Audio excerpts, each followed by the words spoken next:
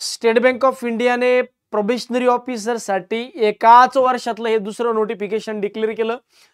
खूप जणांना वाटत होतं की सर एसबीआय पीओची प्रोसेस आत्ताच संपली, आत्ताच ते काल परवा फायनल निकाल लागले आणि लगेचच्या लगेच कसं काय नवीन नोटिफिकेशन येणार आहे, तुम्ही काही पण सांगताय. आम्हाला वाटत नाही की एवढं लवकर एसबीआय पीओचं नोटिफिकेशन येईल. पण अगोदर जो आपण अंदाज सांगितला होता की एसबीआय पीओचं नोटिफिकेशन यावर्षी पुन्हा येऊ शकतं आणि एसबीआय क्लर्क पण म्हणते की मी पुन्हा येईन, मी पुन्हा येईन, मी पुन्हा येईन. तर यावर्षी एसबीआय क्लर्कचं नोटिफिकेशन पण येण्याच्या ज्या आशा आहेत तुमच्या डेफिनेटली पल्लवित झाल्या असतीलच, त्याच्याबद्दल कुठलीही शंका नाही. आणि म्हणून म्हणतोय की दादांनो, अभ्यास चालू ठेवा. नोटिफिकेशनचं काय ते आज न उद्या येत राहणार आहे, त्याच्याबद्दल काहीच गरज नाही. जेवढी तुम्हाला जॉबची गरज आहे तेवढी बँकांना एम्प्लॉईजची गरज आहे रे बाबांनो. म्हणून अभ्यास करत राहा. डेफिनेटली आज न उद्या कुठलं ना कुठलं नोटिफिकेशन येईल आणि आज न उद्याचा दिवस तुमचा डेफिनेटली असणार आहे, त्याच्याबद्दल कुठलीही शंका नाही. त्यामुळे आपला अभ्यास जो आहे हा कन्सिस्टंटली चालू ठेवणं हेच आपलं काम आहे. या व्हिडिओच्या माध्यमातून एसबीआय पीओच्या नोटिफिकेशन बद्दल आपण डिटेल समजून घेऊया. जागा किती आहेत, कोण कोण अप्लाय करू शकतं, वयोमर्यादा काय, सिलेक्शन प्रोसेस कशी आहे, एक्झाम पॅटर्न काय, फीस किती आहे, महत्वाच्या तारखा आणि काही कॉमन डाऊट्स जे पुढच्या पेजवर आपण कव्हर करतोय. तर सुरुवात करूया आपल्या जागांपासून. जागा मागच्या नोटिफिकेशन सारख्याच याही नोटिफिकेशन मध्ये जेवढ्या अपेक्षित होत्या तेवढ्या न काढता थोड्याशा वॅकन्सीज ज्या आहेत यांनी कमी काढल्या. सर मागच्या वेळेस 500-600 जागा होत्या, 600 जागा, आणि यावेळेस तर 500च काढल्या. काय बरं रिझन असू शकतं बरं, एवढ्या कमी जागा आहे, नेहमी लोक काढताय, मग एकदाच या 1000 जागा काय भरत नाही? बघा, मे बी यांचं एक ठरलंय की मार्केटमधला एक चांगला क्राऊड उचलायचा. चांगला म्हणजे जो टॉप मोस्ट लेवलचा क्राऊड आहे. काय होतं बरेचदा तुम्ही लोक अप्लाय तर करतात, सिलेक्शन पण होतं, पण काही लोक असे आहेत की जॉईन करत नाहीत. जसं आजच मला एक फोन आला होता सकाळी की सर माझं एसबीआय पीओचं फायनल सिलेक्शन झालंय आणि माझं एनआयसीएल पण असिस्टंट झालंय सर आणि एसबीआय क्लर्क पण झालंय, तर मी एसबीआय क्लर्क तर काही जॉईन करणार नाही, पण तुम्ही सांगा मी एसबीआय करू की एनआयसीएल असिस्टंट करू? इमॅजिन करा, एनआयसीएल असिस्टंटच्या सॅलरीपेक्षा ऑलमोस्ट तिप्पट सॅलरी जी आहे, तिप्पट सॅलरी ही एसबीआयची पडते. मग अशा परिस्थितीमध्ये 1/3 सॅलरीवर कसं कोणी काम करू शकतं सर? बघा, प्रत्येक वेळेस प्रत्येकाचे गोल जे ते डिफरंट असतात. काही लोकांचं म्हणणं आहे की सर मी एनआयसीएल असिस्टंट जॉईन करून मला पुढे अभ्यास करायचा आहे, तर मग म्हणून मी एनआयसीएल जॉईन करावं का? तर अशा लोकांना आम्ही वेगवेगळ्या पद्धतीने जे मार्गदर्शन ते करतोच. पण सांगण्याचा उद्देश असा आहे की हे लोक जॉईन करतात, सोडतात, म्हणून यांचं म्हणणं आहे की बाबा असेच लोक घेतो जे डेफिनेटली जॉईन करतील. पहिला मुद्दा. दुसरा मुद्दा, वॅकन्सीज कमी असल्या की एक क्रीम क्राऊड मिळतो. खूप जास्त वॅकन्सीज असल्या की 800-900 पण मिळण्याची शक्यता असतात. तर एसबीआयला थोडा क्रीम क्राऊड पाहिजे, तर क्रीम क्राऊडच्या हिशोबाने पण हे नोटिफिकेशन मध्ये जागा कमी करताय, असा एक माझा प्राथमिक अंदाज आहे. तर सध्या 500 जागा आहेत टोटलच्या, म्हणजे रेग्युलर वॅकन्सीज मधल्या, आणि बॅकलॉग मधल्या ज्या आहेत या 41 असे एकूण 541 जागा आहेत. या कॅटेगरीनुसार जागा SC ST OBC EWS unreserved total जागा, HI VI LD locomotor disability वगैरे या पद्धतीची जागा आहेत त्या अशा पद्धतीने. बरं मग सर ह्या झाल्या जागा. पुढचा मुद्दा होता सर आपला कोण अप्लाय करू शकतं, एलिजिबल कॅन्डिडेट कोण कोण आहेत? बघा, एलिजिबिलिटी क्रायटेरिया, एज लिमिट जी आहे, एज लिमिट ही 21 पासून 30 वर्षापर्यंत, म्हणजे 21 पेक्षा खाली नसावं आणि 30 पेक्षा वर नसावं. कधी? As on 1 April 2025. म्हणजे यांनी काय केलं की थोडंसं कट ऑफ डेट जी ही मागची देऊन टाकली. 1 एप्रिल 2025 म्हणजे फायनान्शियल इयरची डेट ऑफ बर्थ दिली, कट ऑफ डेट दिली. म्हणजे तुमचं जे वय 1 एप्रिल 2025च्या अगोदर, 1 एप्रिल 25च्या अगोदर 21 पेक्षा जास्त असावं आणि 30 पेक्षा कमी असावं. जर तुम्ही जनरल कॅटेगरीला बिलॉंग करताय, जर तुम्ही ओबीसी कॅटेगरीला बिलॉंग करताय तर मग 3 वर्ष, जर तुम्ही SC ST कॅटेगरीला बिलॉंग करताय 5 वर्ष, जर तुम्ही पर्सन विथ डिसेबिलिटी म्हणजे PWD कॅन्डिडेट असताल तर मग मात्र तुम्हाला 10 वर्षांचं एक्झम्पशन आहे. जर तुम्ही ओबीसी कॅटेगरीतले PWD कॅन्डिडेट असताल तर 13 वर्षांचं, आणि SC ST कॅटेगरीतले कॅन्डिडेट असाल तर 15 वर्षांचं एज लिमिटचं एक्झम्पशन जे आहे हे तुम्हाला आहे. सोबत एक सर्व्हिसमन जे आहे, एक सर्व्हिसमनला 5 वर्षांचं एक्झम्पशन म्हणजे +5 तुमच्या सर्व्हिसच्या नंतरचा विषय आला हा. बरं, तर अशा पद्धतीचं एज लिमिटचा जो क्रायटेरिया आहे अशा पद्धतीने यावेळेस एसबीआयने दिलाय. तर एज लिमिट कधीपासून कधीपर्यंत काउंट होणार आहे? 1 एप्रिल 2025 पर्यंतचं एज लिमिट जे हे काउंट होणार आहे, हे लक्षात ठेवा. दुसरा मुद्दा, सर कोण कोण अप्लाय करू शकतं? आता इथं अकॅडमिक म्हणजे ग्रॅज्युएशन झालेला विद्यार्थी इथं अप्लाय करू शकतो, कोणत्याही शाखेचा पदवीधर. याला कुठल्याही टक्केवारीची अट नाही, फक्त ग्रॅज्युएशन जे तुमचं हे झालेलं असावं 30 सप्टेंबर 2025. याचा एक फायदा असा आहे की यावर्षी ज्यांनी एक्झाम दिली 6 सेमिस्टरची म्हणा किंवा 8 सेमिस्टरची आणि ज्यांचा निकाल यायचा अजून बाकी आहे, बघा तुम्ही एक्झाम दिली आहे पण तुमचा निकाल यायचा अजून बाकी आहे, तर तुम्ही लोक सुद्धा अप्लाय करू शकता, कारण 30 सप्टेंबर पर्यंत ऑलमोस्ट ईच अँड एव्हरी युनिव्हर्सिटीचे रिझल्ट जे हे लागून जातात. त्यामुळं जर तुम्ही यावर्षी एक्झामिनेशन दिली आहे, एक्झाम दिली आहे पण तुमचा निकाल यायचा बाकी आहे, तर तुम्ही अप्लाय करू शकता. सर मी यावर्षी थर्ड इयरला जाणार आहे म्हणजे माझं 5वं सेमिस्टर येईल, माझं 6वं सेमिस्टर येईल, माझं 7वं येईल, तुम्ही अप्लाय करू शकत नाही, तुम्ही एलिजिबल नाहीये. पण कोणते लोक graduation with any discipline from recognised university or its equivalent आणि 30 सप्टेंबर पर्यंत तुमचा निकाल जो आहे हा लागलेला असावा. तर अशा पद्धतीने इलिजिबिलिटी क्रायटेरिया तुम्हाला कळलं, एज लिमिट कळलं. इलिजिबिलिटी क्रायटेरिया एनी ग्रॅज्युएट कुठपर्यंत 20 सप्टेंबर 20/9/2025 पर्यंत तुमचं ग्रॅज्युएशन झालं असावं. एज लिमिट 21 ते 30 वर्ष, 21 ते 30 वर्ष जनरलच्या केसमध्ये, 33 वर्ष ओबीसी SC ST साठी 35. कधीपर्यंत 1 एप्रिल 2025 पर्यंत तुमचं वय कमीत कमी 21 आणि जास्तीत जास्त 30 असावं या पद्धतीने. आणि ग्रॅज्युएशन तुमचं जे झालं असावं हे 30 सप्टेंबर पर्यंत झालं असावं, 30 सप्टेंबर पर्यंत. आता सिलेक्शन प्रोसेस नेमकी कशी आहे सर? नेमकं सिलेक्शन माझं जे हे कशा पद्धतीने होईल बघा. सिलेक्शन होत असताना पहिल्यांदा प्री एक्झाम, त्यानंतर मेन्स एक्झाम, आणि तिसरा टप्पा असतो GD आणि PI चा, ग्रुप डिस्कशन किंवा ग्रुप एक्सरसाइज पण म्हणतात काही लोक, आणि पर्सनल इंटरव्ह्यूचा. अशा 3 टप्प्यावर एक्झाम होते. प्री एक्झाम जी आहे ही 100 मार्कांची असते आणि ही क्वालिफाईंग असते. क्वालिफाईंग असते. मग क्वालिफाईंग म्हणजे काय? प्री मध्ये तुम्ही फक्त पास होणं आवश्यक आहे. प्री मधले जे स्कोर आहे हे मेन्स मध्ये किंवा फायनल सिलेक्शन मध्ये कन्सिडर केला जात नाही. तुमचा जो फायनल स्कोर आहे हा मेन्स आणि इंटरव्ह्यूचा पुढे कन्सिडर केला जातो. सर मग प्रीचा पेपर पॅटर्न कसा आहे, मेन्सचा कसा आहे, आणि ग्रुप डिस्कशन आणि इंटरव्ह्यू बद्दल पण सांगा. तर म्हणजे एक्झाम पॅटर्न बद्दल आम्हाला थोडंसं क्लिअरिटी द्या. तर त्या विषयावर येऊया की ग्रुप डिस्कशन एक्झामचा पॅटर्न नेमका कशा पद्धतीने आहे ते समजून घेऊ. बघा प्री एक्झाम जी आहे, प्री बद्दल एकदम पूर्ण समजून घेऊ. फेज 1 ज्याला म्हणू शकतात काही लोक, पण मी प्रीच म्हणतो आणि प्रीच म्हणतात ऍक्च्युअली एक्झाम मध्ये पण. बरं, प्रिलिमिनरी एक्झाम मध्ये इंग्लिश, मॅथ्स आणि रिझनिंग, क्वांट आणि रिझनिंग. इंग्लिशचे 40 प्रश्न, क्वांटचे 30 प्रश्न, रिझनिंगचे 30 प्रश्न, मॅक्सिमम मार्क 100. प्रत्येक विषयाला 20-20 मिनिटांचा टाइम, असं सेक्शनल टाइम. क्वांटला 30 प्रश्न 20 मिनिटं, रिझनिंगचे 30 क्वेश्चन 20 मिनिटं, इंग्लिशचे 40 क्वेश्चन 20 मिनिटं. POची एक्झाम असल्यामुळे ती इंग्लिशला वेटेज जास्त आहे प्री मध्ये. मेन्स मध्ये हे वेटेज त्यांनी नंतर थोडंसं कमी करून टाकलं. सर याला काही निगेटिव्ह मार्किंग आहे का? हो, याला निगेटिव्ह मार्किंग आहे, पण या there will be no sectional cut off in preliminary exam. बरं, इथं सेक्शनल कट ऑफ साठी तुम्हाला कुठलीही अट नाही. त्यामुळे इथं सेक्शनल कट ऑफ म्हणजे सर मी इंग्लिश मध्ये फेल झालो, मला इथं 60 मार्क मिळाले दोन्ही विषयात, तर मी पास होऊ शकतो? हो, होऊ शकतो. सर मला क्वांट मध्ये 0 मार्क मिळाले आणि मी रिझनिंग आणि GA मध्ये जर रिझनिंग आणि क्वांट इंग्लिश मध्ये जर 70 मार्क मिळवले, पास होऊ शकतो? हो, होऊ शकता, कारण सेक्शनल कट ऑफ नाहीये. निगेटिव्ह मार्किंग आहे का? तर हो, निगेटिव्ह मार्किंग आहे 1/4. Pre he qualifying in nature आहे. प्री मधून जेवढ्या जागा आहेत, जसं 541 जागा आहेत, त्याच्या 10 पट लोक जे आहेत हे मेन्स मध्ये जाणार आहे. म्हणजे 541 गुणिले 10 म्हणजे 5410 लोकांना मेन्सचा चान्स द्यायला म्हणजे एक्झाम द्यायला मिळणार आहे. बरं सर, मेन्सची एक्झाम कशी असते बघा. The main exam will be conducted online, consist of 200 marks. आता बघा 200 मार्कांचा पेपर प्लस 50 मार्कांचं तुमचं डिस्क्रिप्टिव्ह पेपर असतो. म्हणजे कसं बघा, आता मेन्स मध्ये काय काय असतं, रिझनिंग आणि कम्प्युटर असते 40 क्वेश्चन 60 मार्काला 50 मिनिटांचा वेळ. DI आणि data interpretation analysis 30 question 60 mark 45 मिनिटांचा वेळ. जनरल अवेअरनेस 60 क्वेश्चन 60 मार्क 45 मिनिटांचा वेळ. आणि इंग्लिशचे 40 क्वेश्चन 20 मार्क 40 मिनिटांचा वेळ. अशा पद्धतीने 170 प्रश्न आणि 200 मार्क.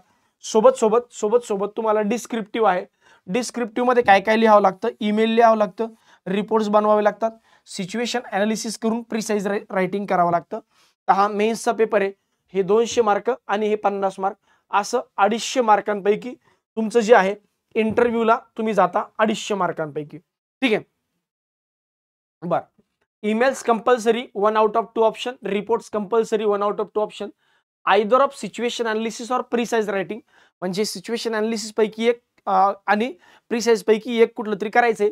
बाकी ईमेल कंपल्सरी आहे आणि रिपोर्ट कंपल्सरी आहे. आता इथं सेक्शनल कट ऑफ मागच्या वेळेस नव्हता सर, हो, पण यावेळेस सेक्शनल कट ऑफ आहे. बघा मेन्स मध्ये sectional cut off in mains examination, each candidate will have to score a minimum score in each test, that is 1 2 3 4 5 and descriptive individually in mains examination. Depending on the number of vacancies available, sectional cutoff will be decided. काही pre decided मेन्सचा sectional cutoff असतो का? अजिबात नाही. हा एक्झामच्या नंतर number of वॅकन्सीजच्या अकॉर्डिंगली डिसाइड केला जातो. बर, minimum aggregates qualifying mark, category wise merit list will be drawn on the basis of aggregate marks in mains examination. Candidate numbering up to 3 times approx. Category wise candidates will be shortlisted for phase 3. Top category wise merit list म्हणजे काय? उदाहरणार्थ general category जेवढे जागा आहेत, general कॅटेगरीच्या त्याच्या जेवढ्या जागा आहेत त्याचे तिप्पट, वरचे तिप्पट लोक घेऊन टाकणार. मग त्यांना किती मार्क असू द्या. मग पण सेक्शनल कट ऑफ म्हणजे क्वांट रिझनिंग इंग्लिश जी आहे आणि डिस्क्रिप्टिव्ह मध्ये तुम्ही सेक्शनल कट ऑफ क्लिअर केला पाहिजे.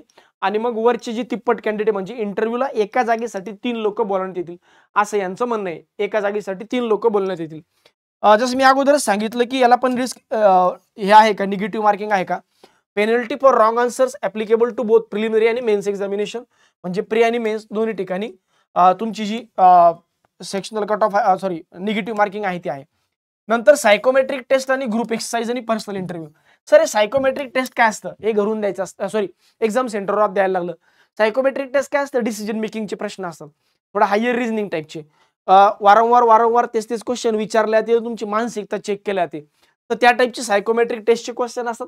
एकदम पानसट टेस्ट असते. ही कुठे होते? ही आयॉन डिजिटल सेंटर संभाजीनगर सारख्या ठिकाणी किंवा कुठल्याही सेंटरला होते. बाकी ग्रुप एक्सरसाइज आणि पर्सनल इंटरव्ह्यू हे मात्र मुंबईच्या त्यांच्या ऑफिसला होतं अशा पद्धतीने.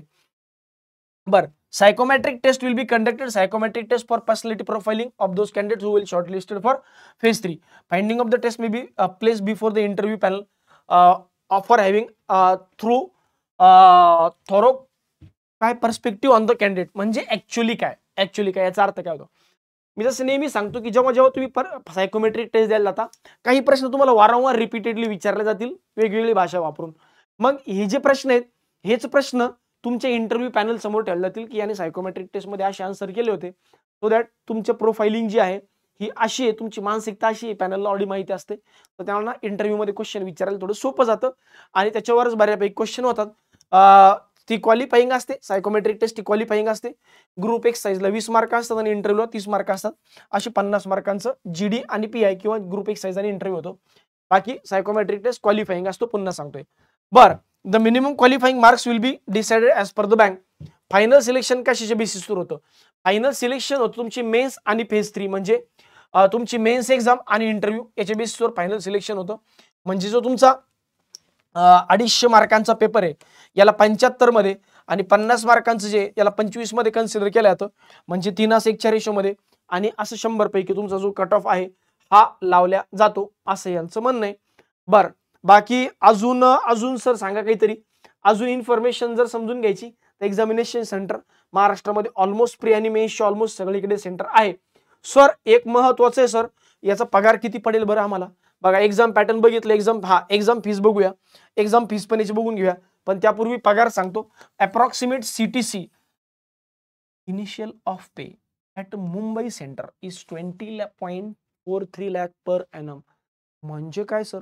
म्हणजे याचा अर्थ असा आहे की जर मुंबई सारख्या ठिकाणी तुमची पोस्टिंग झाली ना बाबांनो, तर तुम्हाला इनिशियली 20 लाखांच्या आसपास पॅकेज असेल. जवळजवळ 20.5 लाखांच्या आसपास 20.5 लाख असे लिहिल्या जातात असं. आणि याला जर 12 ने डिवाइड केलं तर तुम्ही बघून घ्या की एवढा तुमचा पगार जो आहे हा येतो. मुंबई सारख्या शहरामध्ये यात इन्क्लुडिंग तुमचा house rent allowance, dearness allowance, तुमचा पगार एव्हरीथिंग प्लस 4 ॲडव्हान्स इन्क्रीमेंट्स. म्हणजे हा पगार plus advance 4 increment in the scale. आता या हिशोबाने म्हणजे यावेळेस थोडासा पगार जो आहे याच्यामध्ये त्यांनी जोर दिलाय की आम्ही आमच्या एम्प्लॉईजची खूप काळजी घेतो आणि मोठा पगार आम्ही तुम्हाला देऊ असं त्यांचं म्हणणं आहे. बाकी मला असं वाटतं की यावेळेस SBI PO करणं वर्थ आहे, कारण पगार मोठा आहे भैया, पगार मोठा आहे. 1.5 लाखाच्या पेक्षाही जास्त ऑलमोस्ट सगळं ऑन इन्क्लुसिव्ह तुमचं जे आहे ते जाणार आहे. सर हे बॉन्ड आहे काहीतरी दिलं जॉईनिंग अँड ट्रेनिंग. बघा, जेव्हा तुम्ही जॉईन करता तुम्हाला एक 2 लाखांचा बॉन्ड द्यावा लागतो. जर तुम्ही बँक 2-3 वर्षांच्या आत सोडून गेलात तर तुम्हाला 2 लाख रुपये द्यावे लागतील. जर तुम्ही 3 वर्षांच्या आत बँक सोडून गेला नाही तर तुम्हाला द्यायची गरज नाही.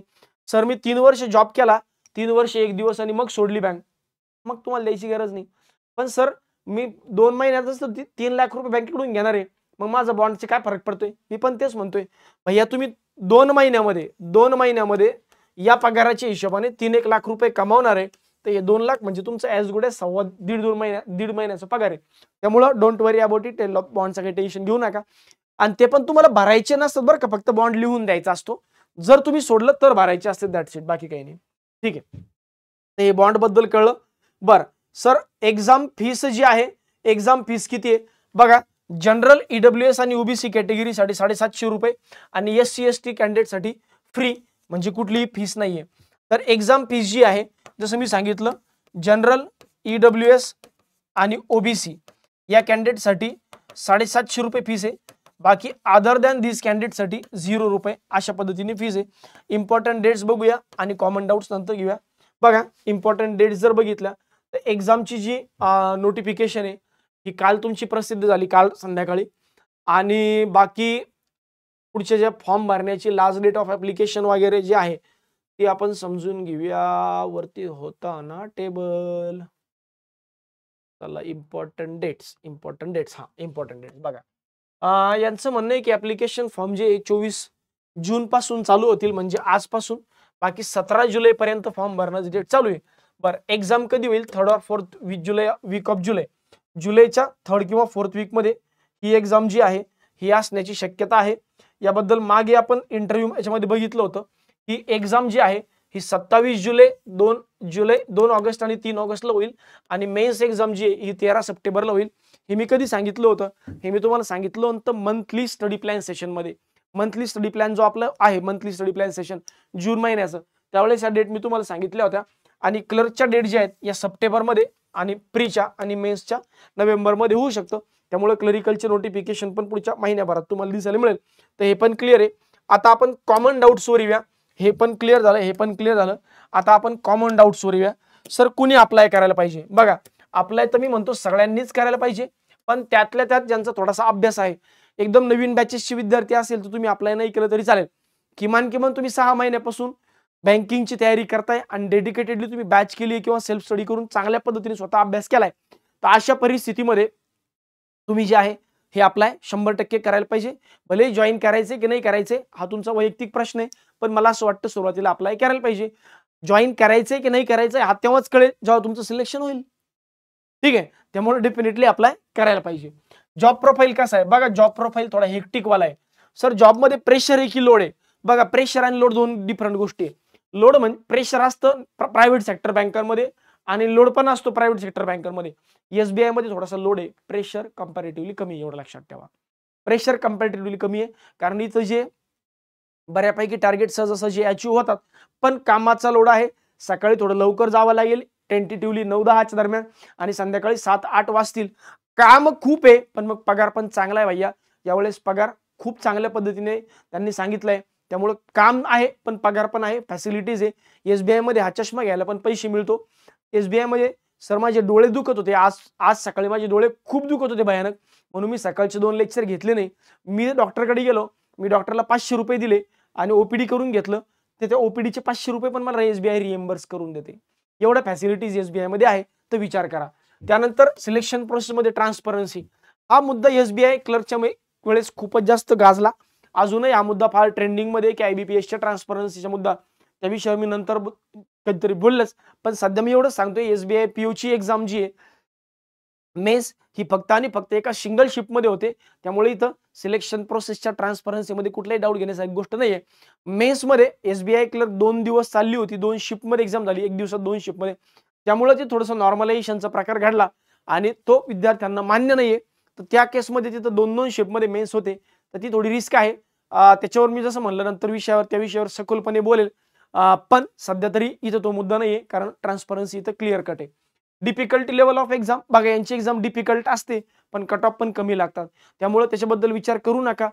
बघा, जर मला तेवढे क्वेश्चन जमतायत, तुम्हालाही तेवढे क्वेश्चन जमतायत, ते कट ऑफ पण त्याच्या आसपास लागणार आहे. त्यामुळे डिफिकल्ट एक्झाम असते का, तो हो, one of the difficult exam आहे IBPS PO आणि SBI PO, पण कट ऑफ कमी लागतात, त्यामुळे डोंट वरी, डेफिनेटली अप्लाय करायला पाहिजे. तर GD आणि PI यासाठी तुम्हाला, GD आणि PI साठी तुम्हाला लँग्वेज प्रेफरन्स असतात. लँग्वेज प्रेफरन्स एक तर तुम्ही हिंदीमधून GD आणि PI देऊ शकता, किंवा ग्रुप एक्सरसाइज म्हणतो आपण त्याला, आणि इंग्लिशमधून पण देऊ शकता. त्यामुळे असं काही कंपल्सरी नाही. आपले काही विद्यार्थी यावर्षी जे सिलेक्ट झाले, एकाने 1-2 जणांनी हिंदी पण घेतलं होतं, काही लोकांनी इंग्लिश घेतलं, तर दोघांची सिलेक्शन झालेत. असं काही नाही, तुम्ही हिंदी आणि इंग्लिश दोन्ही घेऊन जाऊ शकता. बरं सर, हे सगळं ओके, आता आम्हाला सांगा, आम्ही पुढे आशा लावून बसलो SBI क्लर्कची ॲडव्हर्टिजमेंट कधी. तर मला असं वाटतं की SBI क्लर्कची ॲडव्हर्टिजमेंट पुढच्या महिन्यामध्ये यायला पाहिजे, जुलैच्या एंडला किंवा ऑगस्टच्या पहिल्या महिन्यामध्ये. माझा जेवढा अंदाज आहे, तर जुलैच्या एंडलाच ही एक्झाम नोटिफिकेशन जी आहे ही SBI क्लर्कची येणं अपेक्षित आहे. मॅक्सिमम ऑगस्टच्या पहिल्या वीकमध्ये SBI क्लर्कचं नोटिफिकेशन येऊ शकतं, त्या डेटमध्ये आपण एक्सपेक्ट करू शकतो. त्या अकॉर्डिंगली आतापासून तुम्ही तयारी करणं चालू ठेवा, एवढंच मी तुम्हाला सांगेल. तर बँकिंगसाठी काही नवीन बॅचेस वगैरे चालू होत आहेत का, हो, 25 जून पासून म्हणजे उद्यापासून आपण एक नवीन बॅच चालू करतोय. जे एकदम फ्रेशर विद्यार्थी आहेत त्यांना आता SBI PO ची तयारी होणार नाही, पण मात्र SBI क्लर्कसाठी तुम्ही आता या 25 जूनच्या बॅच पासून तयारी करू शकता. जी एक्झाम सप्टेंबर प्रीमध्ये प्री, ते पण सप्टेंबरच्या शेवटी आणि नोव्हेंबरमध्ये मेन्स आहे, तर त्याची तयारी जी आहे हे डेफिनेटली करून घेण्यात येईल. तर 25 जून पासूनच्या बॅचला अटेंड करण्यासाठी उद्यापासून सारथी एज्युकेशनच्या YouTube चॅनलला तुम्ही डेमो लेक्चर्स अटेंड करू शकता.